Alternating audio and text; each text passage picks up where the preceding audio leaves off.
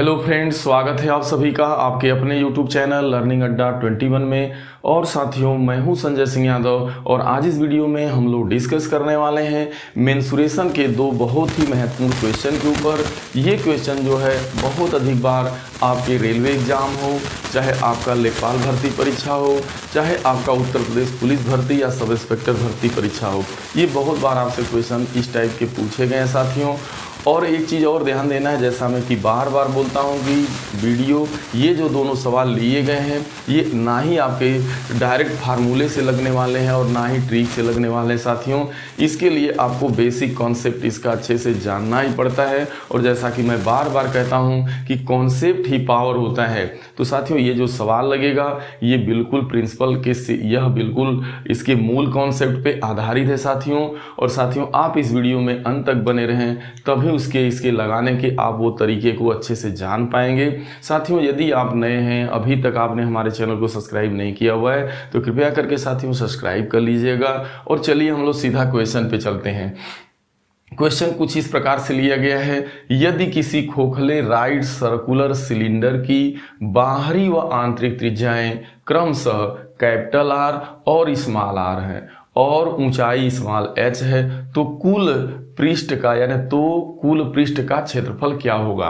देखिए, आपने सिलेंडर देखा होगा, आप बेलन के बारे में अच्छे तरीके से जानते हैं सिलेंडर के बारे में। यहाँ जो सिलेंडर लिया गया है वह खोखला है, एज लाइक एक तरह से आप प्लास्टिक का पाइप समझिए। तो जो एक प्लास्टिक का पाइप होता है, अगर उसकी बाहरी त्रिज्या आपको दे दी जाए, पाइप के अंदर की आंतरिक त्रिज्या पता हो और साथ ही साथ पाइप की अगर हाइट दे दी जाए, तो आपसे ये कहा जाए कि आखिरकार जो पाइप का निर्माण होना है उसके निर्माण में कितना कुल उसका जो पृष्ठीय क्षेत्रफल होगा वो उस पाइप का क्या है। साथियों, कुछ इस टाइप का ही एक क्वेश्चन है।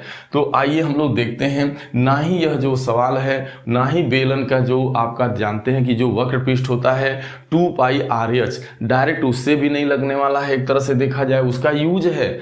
और ना ही संपूर्ण पृष्ठ का जो क्षेत्रफल होता है, जो आपका बेलन होता है उसके संपूर्ण पृष्ठ का क्षेत्रफल 2πR और H⁻R होता है। यानी अगर बात की जाए आपके वक्र पृष्ठ की, तो आप जानते हैं जो बेलन का वक्र पृष्ठ होता है, यानी ये बेलन है, तो बेलन का अगर वक्र पृष्ठ की बात की जाए तो आपका 2πRH होता है।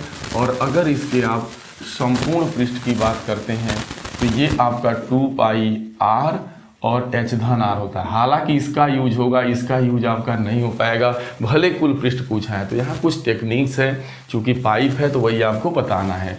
चलिए, इसके लिए हम लोग करते क्या है, दरअसल अब यहाँ पे ये फार्मूला तो आपको पता ही है।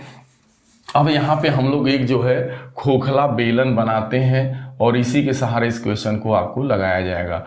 तो यहाँ पर देखिए, यह एक आपका पाइप है, समझ लीजिए ये कुछ इसी टाइप का पाइप होता। अब यहाँ ध्यान में रखना है, इस सिलेंडर की ऊंचाई स्मॉल एच दी गई है और ये यहाँ से है इसकी आंतरिक त्रिज्या स्मॉल आर है और जो बाहरी त्रिज्या है वो क्या है, कैपिटल आर है। अब यहाँ और ए ऐसे आपको याद कर लेना, ये है। तो अब यही कहा जा रहा है आपसे कि जो ये आपका जो एरिया है, ये इस पाइप के ये कह रहा है संपूर्ण पृष्ठ बताना है। तो आपको करना क्या होगा, जो ये बाहरी सिलेंडर आपको दिखाई दे रहा है, आपको क्या करना होगा, इसका वक्र पृष्ठ निकाल लेना है। और देखा जाए तो जो आंतरिक सिलेंडर दिख रहा है बेलन अंदर वाला, ये वाला, इसका वक्र पृष्ठ निकाल लेना होगा। और इसमें जो छूट रहा है वो ये छूट रहा है कि जो ये पाइप इतनी मोटी है इसका क्षेत्रफल इस किनारे से छायांकित का, और वही हाल यहाँ से है इस छायांकित का। तो जो बहुत टेक्निकल समझना है वो इस छायांकित का ही क्षेत्रफल कैसे निकलेगा, क्योंकि इसकी बाहरी त्रिज्या हमें आर पता है और अंदर की त्रिज्या स्मॉल आर। आप जानते हैं कि बेलन का आधार जो होता है वो वृत्त होता है। तो अगर बाहरी वृत्त का क्षेत्रफल देखा जाए तो क्या होगा, πr²। और अगर इसके अंदर का क्षेत्रफल देखा जाए तो स्मॉल πr² होगा। अगर बाहरी वाले वृत्त के क्षेत्रफल में से इस अंदर का ये व्हाइट वाला निकाल देंगे तो जो ये छायांकित है इसी का क्षेत्रफल आ गया। तो अब आप एक सिरा, जो ये सिरा है इसका क्षेत्रफल आप निकाल चुके हैं, πr² माइनस πr²। ये कैपिटल आर है, ये स्मॉल। अब यहाँ से पाई कॉमन लीजिएगा तो capital R² minus small r²। चूंकि ऐसा ही दोनों सिरों पर है तो इसलिए अगर दोनों सिरों का देखना होगा तो 2 से गुणा करना होगा, 2πr² माइनस स्मॉल r²। बस अब कैसे इसका टोटल जो है कुल पृष्ठीय क्षेत्रफल निकलेगा, तो कुछ नहीं, जो टोटल जो कुल क्षेत्रफल कैसे निकलेगा, कुल क्षेत्रफल जो इसका निकलेगा वो कैसे निकलेगा, तो देखिए आपको बाह्य बेलन का वक्र पृष्ठ निकाल लेना है, बाह्य बेलन का वक्र यानी बाह्य वक्र पृष्ठ, अब प्लस क्या करना है, आंतरिक वक्र पृष्ठ निकाल लेना है, आंतरिक बेलन का वक्र पृष्ठ। और इसके बाद जो है आपको क्या करना है, यही जो दोनों सिरों का जो क्षेत्रफल है, यानी 2 गुणे सिरों का जो क्षेत्रफल है। अब इन सिरों के क्षेत्रफल में कौन, जो सिरों का मतलब जो पाइप निर्माण में काम आ रहा है, जो प्लास्टिक है ये इसका, तो ये आप निकाल चुके हैं। अब देखिए बाह्य जो बेलन है उसका वक्र पृष्ठ क्या होगा, 2 पाई कैपिटल आर और स्मॉल एच। जो आंतरिक बेलन है उसका कैसे निकलेगा, 2 पाई स्मॉल आर और स्मॉल एच। और ये जो है कैसे निकलेगा, इसको आप निकाल चुके हैं दोनों सिरे का, क्या, 2 pi capital R square minus small R square.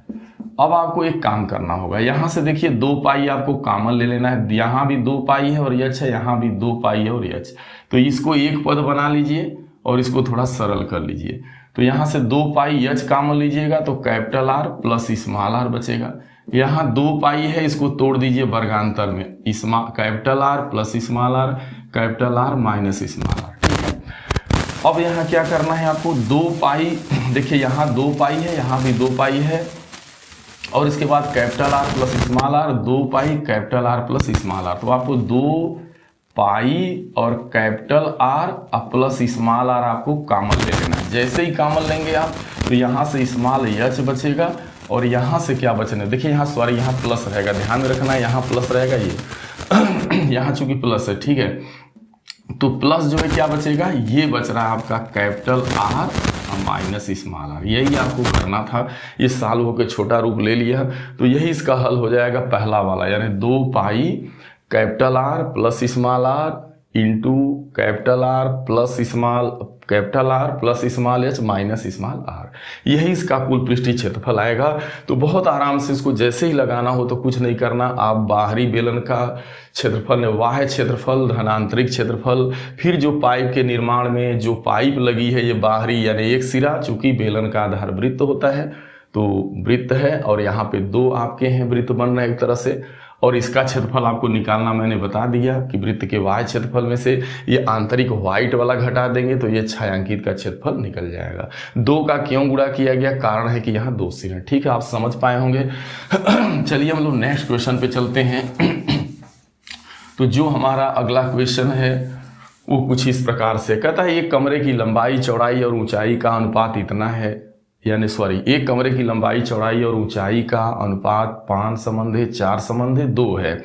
यदि एक नए कमरे की लंबाई को, जो एक नया कमरा है जो बन रहा है उसकी लंबाई को 40% बढ़ा दिया जाए और चौड़ाई को 25% बढ़ाया जाए, यानी लंबाई चौड़ाई दोनों बढ़े, लंबाई को 40 चौड़ाई को 25, कमरे के चारों दीवारों के कुल क्षेत्रफल को एक समान रखते हुए, जो कमरा है उसकी चारों दीवारों के कुल क्षेत्रफल को एक समान रखते हुए कमरे के आयतन में क्या बदलाव किया जाए। देखिए कोई एक कमरा है जिसकी जो पूर्व की जो साइजें हैं वो अनुपात के रूप में दी गई हैं, बाद में ये कहा जा रहा है कि उस कमरे की जो है लंबाई, जो नया कमरा इजाद किया जा रहा है या जो नया जो हो रहा है, जो कमरा बनाया जा रहा है उसमें उसकी लंबाई पहले से 40% बढ़ा रहे हैं, चौड़ाई को 25% बढ़ा रहे हैं, और ये कहा जा रहा है कि भाई जो कमरे की चारों दीवारों का क्षेत्रफल है वो वही रहना चाहिए जो पूर्व वाले कमरे का है। तो अगर चारों दीवारों के क्षेत्रफल में कोई परिवर्तन न किया जाए तो आयतन में क्या बदलाव करना पड़ेगा,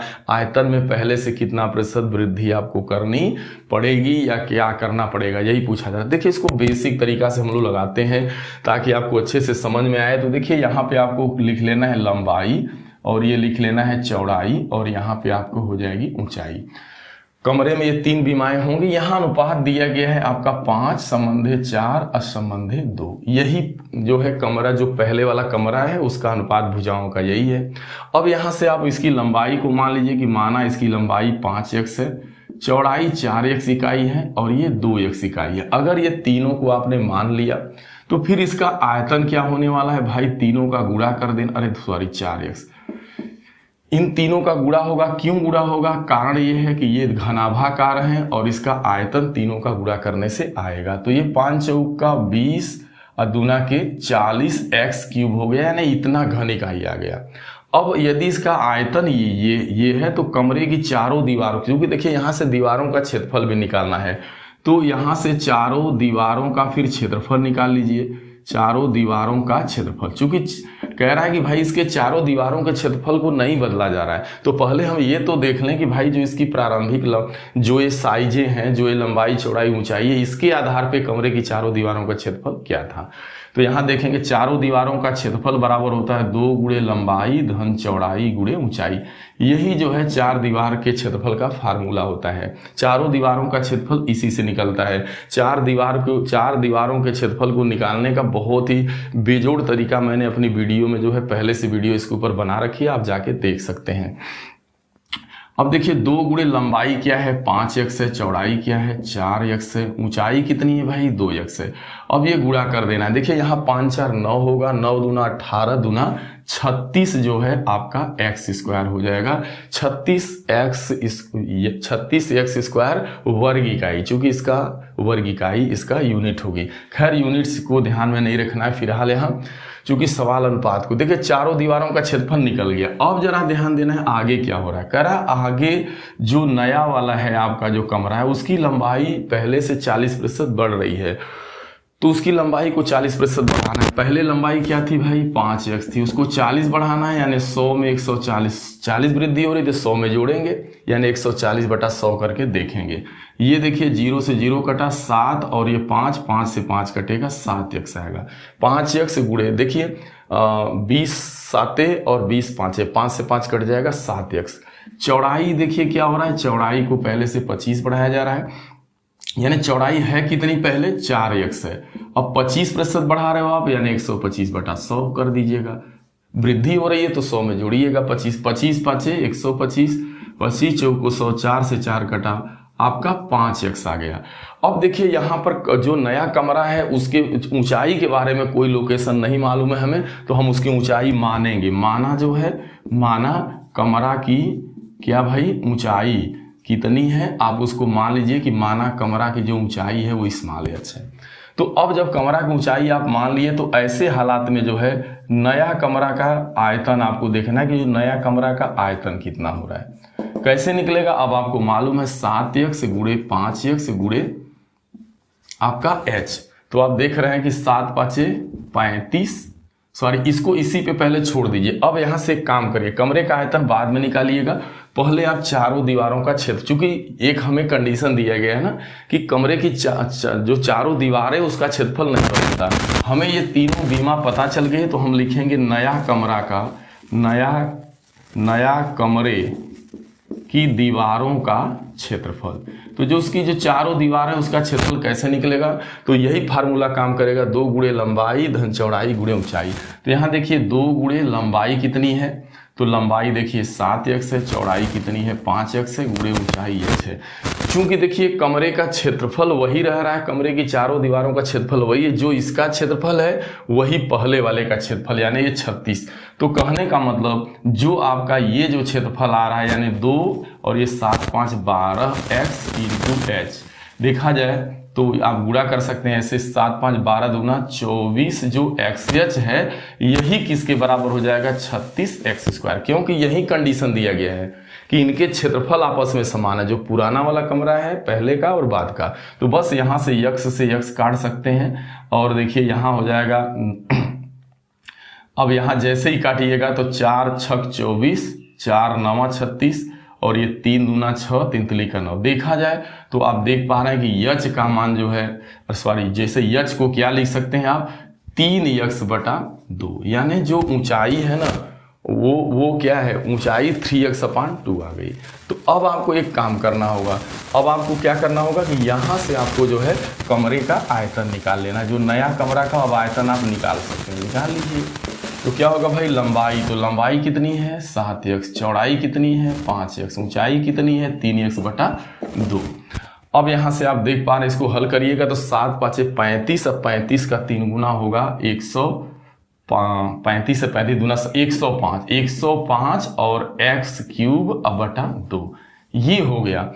तो ये नया वाला आयतन आ गया और ये प्रारंभिक आयतन आपका ये है। तो अब बड़े आराम से कितने की वृद्धि हो रही है पता चल जाएगा। तो वृद्धि कैसे निकलेगी, वृद्धि आयतन में वृद्धि, तो आयतन में, या आप एक ही बार निकालो आयतन में वृद्धि का प्रतिशत, एक ही बार आयतन में वृद्धि कितने प्रतिशत होगी, ध्यान दीजिएगा।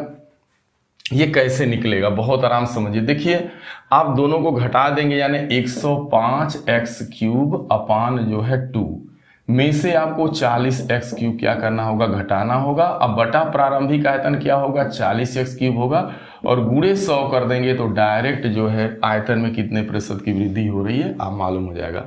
देखिए x क्यूब से x क्यूब कटेगा, पहले मत काटिए, पहले क्या करिए, ये 40 दूना 80 होगा, 80 आएगा आपका, और 105 से जैसे ही 80 घटाइएगा तो 25x क्यूब आएगा, बटा 2 आएगा, बटा 40x क्यूब आएगा, गुणे आपका 100 आएगा, ये आएगा। अब जरा ध्यान में रखना, क्यूब से क्यूब कटेगा, ये 40 दूना 80 हो जाएगा।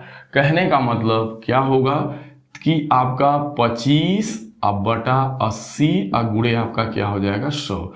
इसको जैसे ही हल करिएगा तो आएगा 33 सही जो है, 31 सही आपका 2/5%। ये हल करिएगा तो 31 सही 2/5% की वृद्धि दर्ज होगी। साथियों आप इस टाइप से ही लगाएंगे।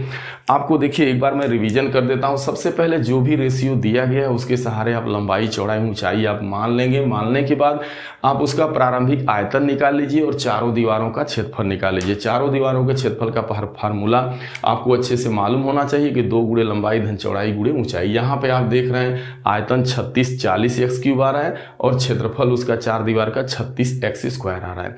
फिर क्या हो रहा है, बाद में इसकी लंबाई को बढ़ाया जा रहा है, चौड़ाई को बढ़ाया जा रहा है 40%, 25%, यह 100। तो इस 5x का 140/100 करना है और 4x का 125/100 करना है। करिएगा 7x आएगा, 5x आएगा। अब यहाँ ऊंचाई कमरे की नए वाले की नहीं पता है, आप यच मान लीजिएगा। फिर यहाँ से आपको आयतन पहले नहीं निकालना है, पहले आपको क्या करना होगा, कमरे की चारों दीवारों का क्षेत्रफल निकालिए। कमरे की चारों दीवारों का जो क्षेत्रफल आएगा वो आप देख पा रहे हैं 7 5 12 दूना 24x आएगा, और यह जो 24x आ रहा है यही जो है आपका 36x स्क्वायर के बराबर होगा, क्योंकि प्रश्न में कह रहा है आपका कि जो है उसका जो क्षेत्रफल है 4 दीवार का वो नहीं बदल रहा है। तो इन दोनों को इक्वल कर देंगे तो यहाँ से ऊंचाई का मान जो आएगा वह 3/2x आ जाएगा। अब आपको x के रूप में तीनों भुजाएं यहाँ पे ज्ञात हो गई, लंबाई चौड़ाई। अब देखिए लंबाई 7x, चौड़ाई 5x और ऊंचाई 3/2x।